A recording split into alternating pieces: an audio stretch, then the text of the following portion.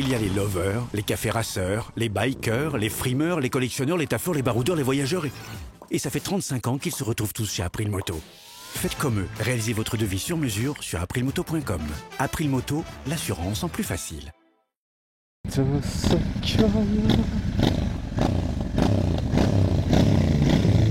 Ça fait du bien, hein. Petit vent chaud là.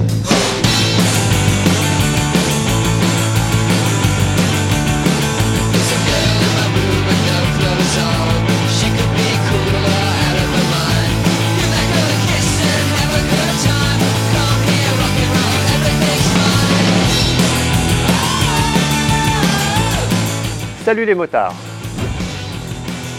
Royal Enfield aime les machines à la cool attitude.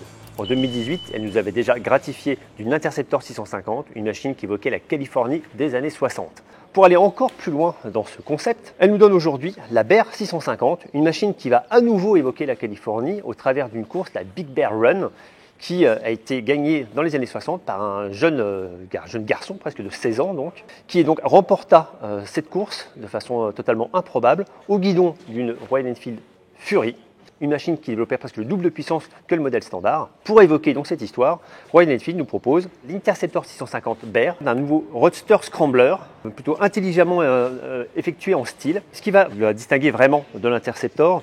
Tout d'abord, en esthétique, on voit tout de suite les pneus, en fait, c'est ça qui parle. On sait déjà qu'on va aller sur un scrambler. On a également un cadre qui a été changé, je vous en parlerai après, mais on a aussi une ligne d'échappement qui n'est pas la même. Vous voyez, les collecteurs, ils passent tous du même côté pour aller se jeter dans un seul silencieux. Il n'y a pas les deux sorties d'échappement comme sur l'Interceptor. On va avoir aussi des changements au niveau des suspensions. Évidemment, la fourche est bien plus conséquente. Voilà donc pour les premiers éléments esthétiques qui distinguent ce modèle de l'Interceptor. Hors ces points esthétiques, la nouvelle Bear 650 repose donc largement sur l'Interceptor, notamment au niveau du châssis, avec toujours un cadre acier intégral, avec toutefois une petite différence pour laisser un petit peu plus de débattement à la roue, selon Royal Enfield. Donc, on a une boucle arrière qui a été un petit peu relevée. Le moteur est toujours le Twin de 648 cm3 avec un seul arbre à cam qui va développer ici, et là par contre c'est d'importance, on a toujours 47,5 chevaux à 7100 tours environ, mais surtout 56 Nm de couple à 5150 tours. Et ça, c'est une valeur qui est donc supérieure à la celle de l'Interceptor et à un régime inférieur. Donc là, on a déjà une promesse d'une bonne dynamique. Ce moteur intègre toujours un embrayage anti-dribble, donc un bel avantage aussi quand on commence à rouler un petit peu plus fort. Très peu d'électronique pour gérer cette machine et ce moteur, hormis un ABS déconnectable à l'arrière, pour la vocation scrambler de la Bear 650. En fait, on n'a rien d'autre, on n'a pas de puces en tout genre qui vont gérer ce nouveau modèle. Peu d'informations sur les codes exacts de cette machine. L'empattement est de 1460 mm. En revanche, pour l'angle de colonne et la chasse, je n'ai pas les informations exactes. Le train avant repose sur une fourche Showa inversée de 43 mm, dénuée de réglage. À l'arrière, on trouve deux combinés amortisseurs de même marque, dénués de réglage également. Les débattements sont de 130 mm à l'avant, 115 à l'arrière, ce qui me semble un petit peu juste pour un usage tout-terrain. C'est un petit peu dommage. Le freinage est confié à un simple disque et à un étrier à deux pistons, disque de 320 mm à l'avant. À l'arrière, c'est un élément de 270 mm qui est freiné par un étrier à simple piston. Qui dit scrambler dit forcément une jante un petit peu plus grande à l'avant, 19 pouces donc pour le train avant, des jantes rayonnées et à chambre, et ça aussi c'est un petit peu regrettable, on aurait préféré avoir des jantes tubeless. Là, les avis sont peut-être partagés pour les amateurs de tout-terrain. Les gommes qui équipent cette machine sont des MRF Nilorex, ce sont des enveloppes indiennes qui, vous le verrez, sont pas si mal, je vous en parlerai également un petit peu plus tard. Évidemment, au guidon, on retrouve tout le charme d'une Royal Enfield avec les poignées ballons, les commodos très typés Royal Enfield avec les petites commandes rotatives que j'apprécie beaucoup, les leviers épais, réglables avec des vis micrométriques, embrayage comme frein, ça c'est quand même plutôt bien vu. Donc il y a une belle qualité de présentation, l'écran circulaire de 4 pouces également, TFT, connecté, sur lequel vous allez pouvoir afficher une navigation GPS Google native. Donc ça c'est toujours intéressant. Pas mal d'informations qui sont en revanche là beaucoup plus difficiles à gérer. Je trouve que l'ergonomie des menus est toujours largement perfectible. Le joystick de sélection aussi est trop sensible. C'est un petit peu pénible d'évoluer au travers de cette électronique embarquée. Autre large différence avec le modèle Interceptor, la Bear 650 place sa selle à 830 mm du sol. Donc c'est une machine qui est relativement haute. Avec mon 1m84, c'est largement confortable quand même. La selle n'est pas si étroite que ça, donc c'est vrai que il vaudra mieux être grand au guidon. Une selle qui laisse beaucoup d'aisance également. On a quand même un certain recul, on peut être plutôt sur l'avant ou bien sur l'arrière, donc il y a une bonne possibilité de se déplacer. Ce style caissonné va très bien à cette moto. En plus, la selle n'est pas glissante. Ça, c'est un nouveau bon point. On retrouve le réservoir de l'Interceptor 650, 13,7 litres. Un élément particulièrement ergonomique. Je trouve qu'il s'en sert très bien avec les jambes. On a une moto qui reste assez étroite, qui est de bonne augure pour les évolutions dynamiques, tant sur route que éventuellement en off-road. L'ergonomie est un petit peu différente là encore du Roadster Interceptor. La Bear propose un petit peu plus d'appui sur le guidon. On est un peu plus penché sur un guidon assez redressé, avec des cornes assez marquées, qui avaient un petit peu vers le pilote, mais pas trop. Au début, ça surprend un peu. C'est vrai qu'on n'a pas le même type de confort que sur l'Interceptor. Mais en fait, on s'y fait. Et je trouve ça finalement plus pertinent comme position, un petit peu plus à l'attaque, ce qui convient parfaitement à l'idée de ce modèle. Voilà pour la présentation statique. Je vous invite à reprendre les commandes. Et là, sous la pluie, ici en Espagne, on y va quand même.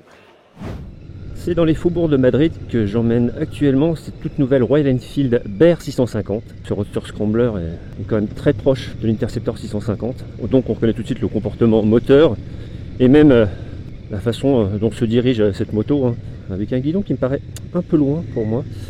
Il mériterait d'être rapproché un peu du pilote. Alors une mécanique qui est particulièrement conciliante. Ouais, là je suis en 4ème à 30 km/h et ce twin est hyper disponible, très souple. Voilà, ça va reprendre sur un filet de gaz. L'injection est là aussi très bien maîtrisée et ça reprend très correctement avec tout de suite une certaine force moteur sensible. Là, je suis toujours assez étonné de la docilité de ce moulin qui malgré tout aime bien marcher dans les tours aussi. En tout cas cette Bear est plutôt agréable à rouler.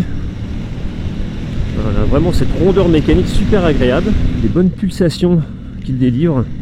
Il y a beaucoup d'agréments même sur des routes là, et par cette météo moyenne, je trouve qu'on s'amuse. Voilà, c'est une machine agréable qui a du caractère, que je trouve assez sécurisante dans ses évolutions sur ce genre de revêtement humide. Les pneus ils ont l'air plutôt corrects aussi. On va passer la 6, hop. Ouais, on peut rentrer les rapports même à haut régime avec cet embrayage anti-drift qui fonctionne remarquablement bien. La moto accepte des rétrogradages un peu soutenus. Ouais, on n'a pas besoin de tricoter de la boîte, hein, franchement c'est cool. Même en dessous de 3000 tours, on a de la mécanique qui répond bien. Hein. À 4000 tours, on a vraiment de la dynamique moteur là. Et après au-delà, à l'approche des 5000 également. Voilà, la plage de régime idéal là, ça va être entre 3 et 6000 tours on va dire. Même si ça monte au-delà. On va aller chercher la puissance maxi à 7150. Après le moulin il est moins agréable, ça fonctionne mais forcément ça commence à vibrer un peu, même si pour le coup tout le reste du temps ce twin contient très bien ses vibrations. La suspension est vraiment sèche. Là j'ai pris une bosse, j'ai bien senti quand même, hein. Il y a un peu trop de compression, ça mériterait d'être un tout petit peu plus souple quand même. C'est un peu dommage, on attendait un petit peu plus de travail hydraulique sur ces suspensions. En tout cas, ouais, le ressenti au freinage est plutôt bon. Et juste à l'arrière, c'est quand même un poil intrusif. Dommage qu'ils aient pas réglé cette pédale un petit peu plus, avec une course un peu plus longue. C'est vraiment une petite habitude, quoi, on va dire. Alors par contre, je comprends pas pourquoi mon écran passe du noir au blanc sans arrêt. C'est un peu bizarre, là il doit être blanc tout le temps. C'est peut-être parce que il fait sombre. Alors de temps en temps, il se met en mode nuit. Alors là, il y a une autre qualité que j'associe à cette Bear, c'est sa sonorité. Elle est certes comparable aux autres modèles de la gamme, mais c'est toujours bien agréable. Ouais, ça ronfle. Quand on remet du gaz, là, c'est vraiment séduisant en fait en évolution. Ah oui, comme ça monte en régime. Encore une fois, c'est pas fulgurant, mais on a une force constante. Une bonne vigueur et beaucoup de volonté à prendre des tours.